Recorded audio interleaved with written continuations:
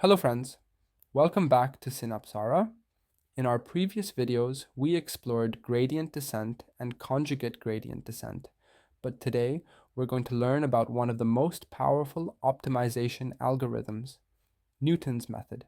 This method is the foundation of modern optimization and is essential for understanding how advanced algorithms work. So let's dive in. Let's start with a problem. Look at this curved function. When we use gradient descent, starting from this red point, trying to reach the minimum here, it takes many small steps. Why is this happening? Because gradient descent only looks at the slope at each point. It doesn't know how curved the function is. In these highly curved regions, GD is essentially blind. It takes conservative, tiny steps because it doesn't understand the geometry of the function. So here's the key question. Can we use more information about the function to converge faster? The answer is yes. And that's exactly what Newton's method does. To understand Newton's method, we need to talk about Taylor expansions. Don't worry, I'll make this crystal clear. Gradient descent uses a first-order Taylor expansion. This means it approximates the function using just a straight line, a linear approximation. The formula looks like this. F of x plus delta x is approximately f of x plus the gradient times delta x. This works, but here's the problem. It completely ignores the curvature of the function. Now, Newton's method uses a second-order Taylor expansion. Look at this formula. We now have an extra term. This term right here contains something called the Hessian matrix, and this is what captures the curvature. The Hessian is a matrix of second derivatives. For those familiar with calculus, these are the second partial derivatives of our function. In one dimension, it's just the second derivative f double prime. This measures how curved our function is at any point. So our approximation is f at x plus delta x equals f at x plus the first derivative times delta x plus 1/2 times the second derivative times delta x squared. This quadratic approximation is much more accurate than a linear one, especially in curved regions. Now let's derive Newton's method step by step. Our goal is simple. Find the step delta x that minimizes our quadratic approximation. Step 1. We write out our quadratic approximation. I'll call it q of delta x. It's f of x plus gradient transpose delta x plus 1/2 delta x transpose h delta x. Step 2. To find the minimum, we take the derivative with respect to delta x and set it to 0.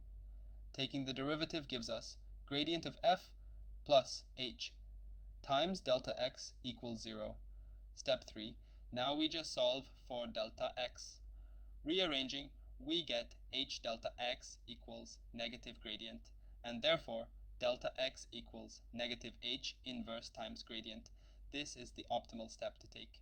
So Newton's update formula becomes x next equals x current minus h inverse times gradient at x current.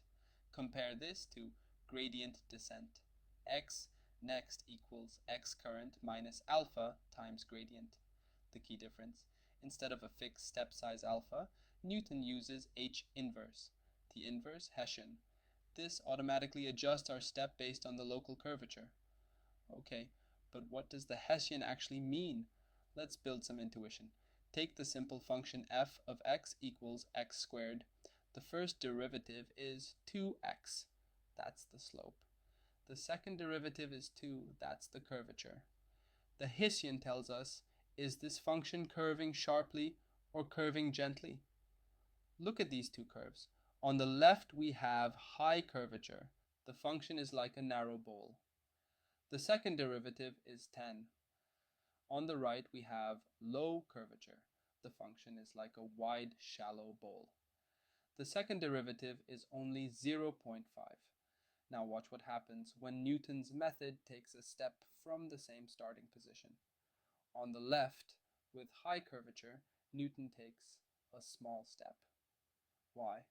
Because the function is curving sharply. we're already close to the minimum. On the right, with low curvature, Newton takes a large step. The function is barely curving, so we need to travel further to reach the minimum. This is the beauty of Newton's method. It automatically adjusts the step size based on the local geometry. No learning rate needed.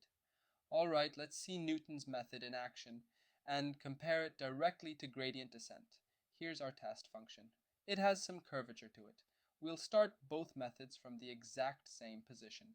On the left, gradient descent with a fixed learning rate. Watch as it takes small, careful steps. 1, 2, 3, 4, 5, 6 iterations, and it's still going. On the right, Newton's method. First step. Wow, look at that. Second step and third step basically converged. Gradient descent needed about 6 iterations. Newton's method, just 3. This is what we call quadratic convergence. Once Newton gets close to the minimum, the number of correct digits roughly doubles with each iteration. It's incredibly fast. But before you think Newton's method is perfect, we need to talk about its limitations. Newton's method is powerful, but it's not foolproof. Let's look at 3 important cases where it fails. Case 1, saddle points. Look at this function, x cubed. At the origin, the first derivative is 0 and the second derivative is 0. This is a saddle point, not a minimum. The gradient is 0, so we think we're done. But the Hessian is also 0. The problem? Newton's method requires us to invert the Hessian. But we can't invert 0. The algorithm breaks down completely. Case 2. Negative curvature. Here's an inverted parabola. The function is curving downward. If we start here and apply Newton's method, oh no, it tells us to go uphill. Why? Because the second derivative is negative. When we compute h inverse times gradient, we get a positive value, which means we move in the wrong direction, away from any minimum.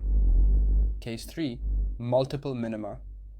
This function has 2 local minima, valleys at x equals negative 1.6 and positive 1.6. If we start way over here at x equals 3.2, Newton's method will converge to the nearest minimum on the right. But what if the global minimum, the deepest valley, is on the left? Too bad. Newton only guarantees local convergence. This is a fundamental limitation. Newton's method is a local optimizer. It finds the nearest minimum, not necessarily the best one. Let's wrap up. Here's Newton's method in one formula. X next equals x current minus h inverse gradient. The advantages: quadratic convergence. It's incredibly fast, no learning rate to tune, and it uses full curvature information. The disadvantages: computing the Hessian is expensive. It's an n by n matrix. Inverting it costs O of n cubed operations. It fails at saddle points and with negative curvature, and it's only local. So when should you use Newton's method? It's perfect for small-scale problems with fewer than 1,000 variables, when the Hessian is available, or cheap to compute when you need very high accuracy, and for well-behaved convex functions.